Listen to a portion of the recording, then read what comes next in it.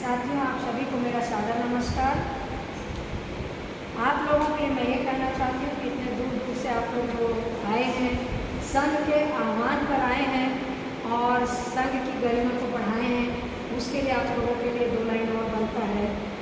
अतिथि सत्कार के बिना हर दास अधूरी होती है।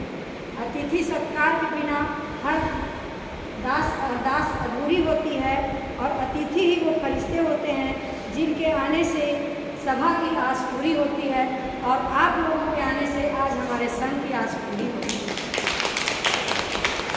अगर इसी तरह आप लोग कंधे से कंधा मिलाकर खड़े होते रहेंगे, संघ की हर बातों पर अपना विचार बताते रहेंगे और अपना साथ बताते रहेंगे, सहयोग देते रहेंगे, विचार विमर्श मार्गदर्शन करते रहेंगे, तो वो दिन बिल्कुल दूर नहीं है जब आपकी हर मनचाही मुराद पूरी हो जाए। हम ये सोचकर चलेंगे कि हम कल्प वृक्ष के नीचे बैठकर आज एक योजना बना रहे हैं। कल्प वृक्ष क्या होता है?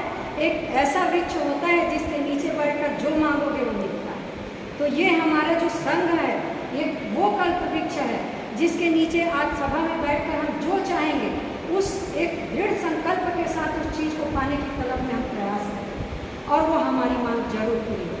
चाहे वो हमारी पदोन्नति की मांग हो, चाहे वो हमारे ग्रेड पे की मांग हो, चाहे वो नर्सिंग भत्ता ड्रेस भत्ता की मांग हो, चाहे वो हमारे नर्सिंग ऑफिसर पदनाम की मांग हो, चाहे वो हमारी कोई सी भी मांग हो, चाहे वो हमारे डीएमई की तरह हमको भी कॉलेजों में पदोन्नति मिलना चाहिए, वो सारी मांगें आपकी पूरी होंगी। उसके लिए सबसे पहली शर्त क्या होगी?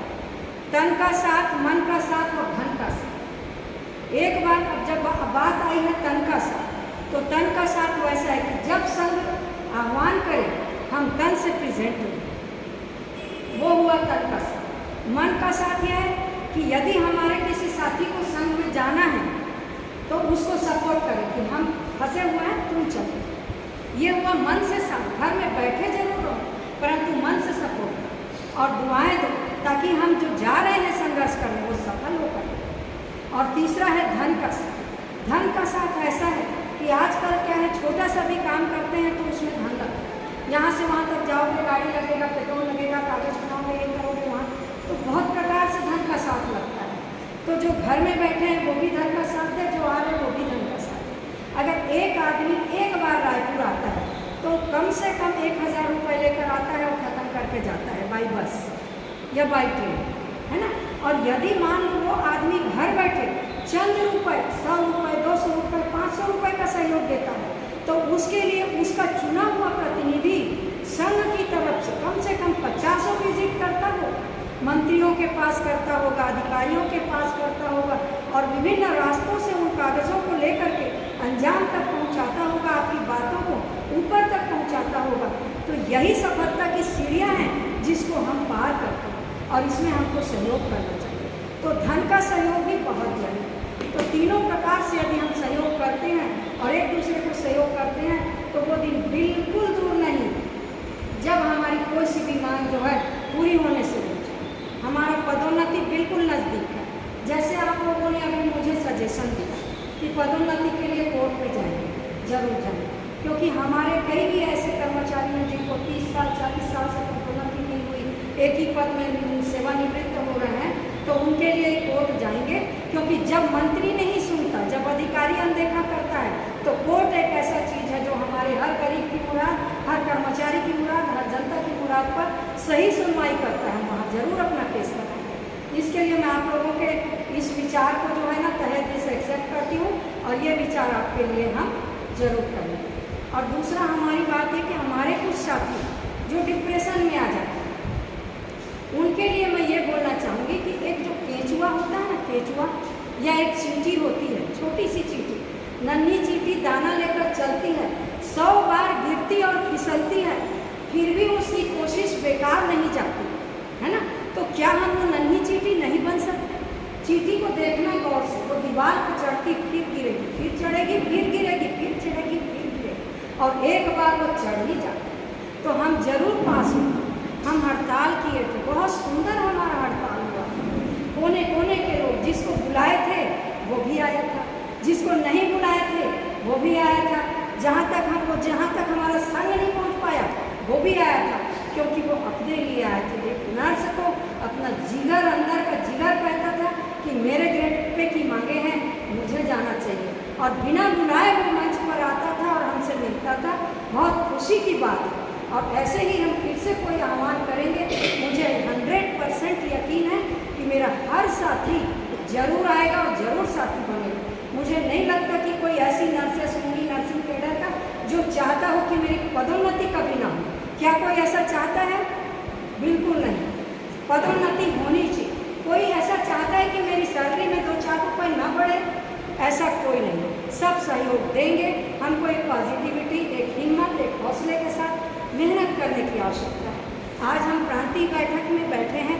हमको यहाँ से जाने के बाद अपने जिलों को मजबूत करना है। धीरे धीरे छोटी छोटी मीटिंग करना है।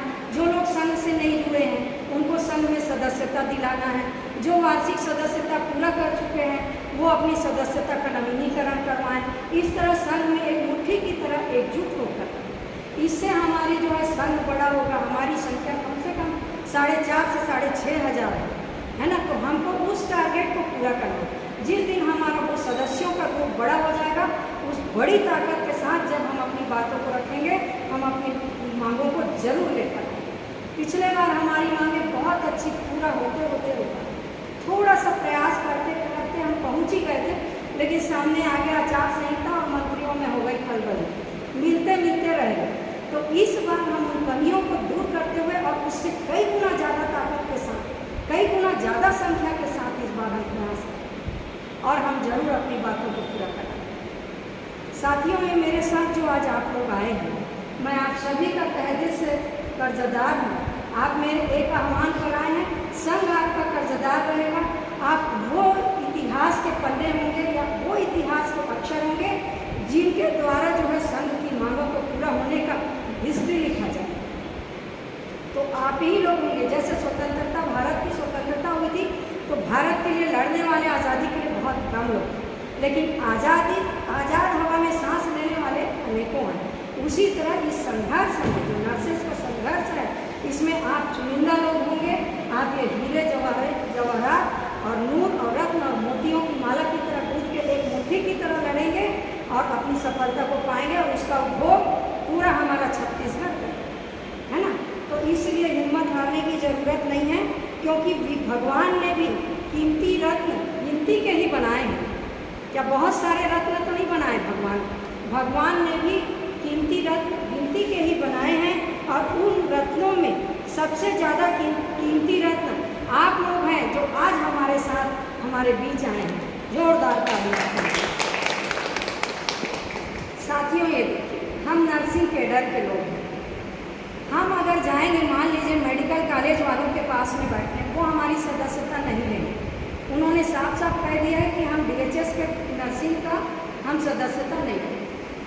हम परिचारिका संघ में पहले थे। परिचारिका संघ का नेतृत्व जो है थोड़ा सा स्लो हुआ, वहाँ भी हमारा प्रोग्रेस कम हो रहा था। नया संघ था, हम दूसरे संघ में जाएंगे, हम किसी और संघ में जाएंगे तो हमारे लिए तो कोई बात करेगा, पर यदि हम अपने संघ में बैठकर ताकत लगाते हैं, मेहनत सहयोग लगाते हैं, तो यहाँ की जितनी भी बातें रहेंगी वो सारी की सारी हमारी।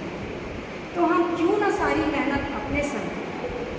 अगर हम अपने पदाधिकारियों का मनोबल गिराते हैं तो हम अपने ही ग्रेड पे को एक लात मार देते हैं।